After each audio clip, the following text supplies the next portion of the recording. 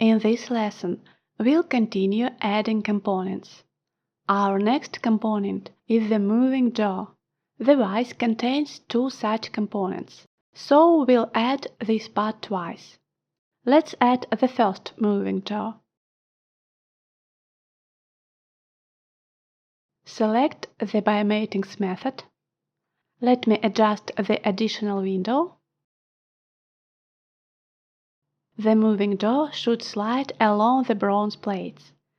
So we need to align the plate's upper face and the jaw's lower face. Let's ensure the jaw takes the correct position. It's OK. Confirm the mating creation. This hole should be concentric with the fork hole. Let's achieve this. Click coaxial. Select the cylindrical faces.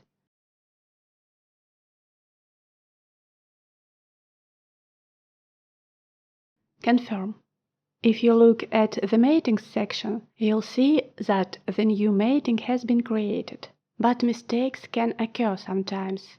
For example, if the jaw wasn't designed correctly and the hole was shifted, the system wouldn't be able to create the coaxial mating due to a conflict with the coincidence mating, and an error would appear in this field. Let's check how this error looks. I'll try to add an impossible mating. Now these matings are in conflict. I'll delete the wrong mating. In case of the shifted hole, you would need to correct the jaw geometry. Here all parts have correct geometry, so we can confirm the insertion. Don't stop the command, because we need to add another moving jaw. Click Biomating. Again, select the lower face of the jaw and the plate's face. Click Coincidence. Click Coaxial. Select the cylindrical faces of the jaw and the fork.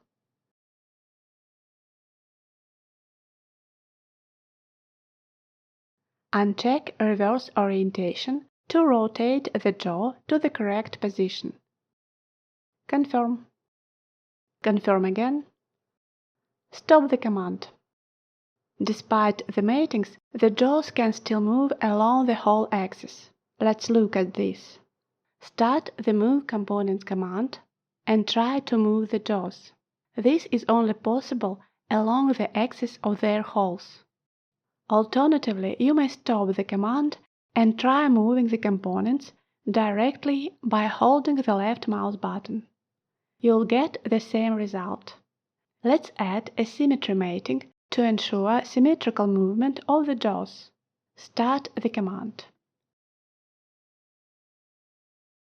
First, select the symmetry plane. It will be the blue XY plane. I'll select it in the additional tree.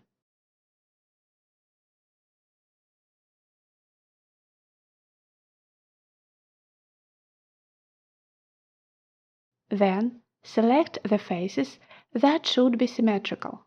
Let's select this face and this face. The components have been moved symmetrically. Confirm.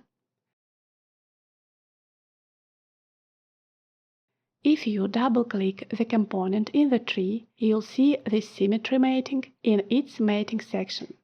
Let's test how the symmetry mating works. Start the Move Components command and try moving one jaw. The second jaw moves symmetrically, exactly what we need to simulate the mechanism operation. We'll do this later by adding mechanical matings.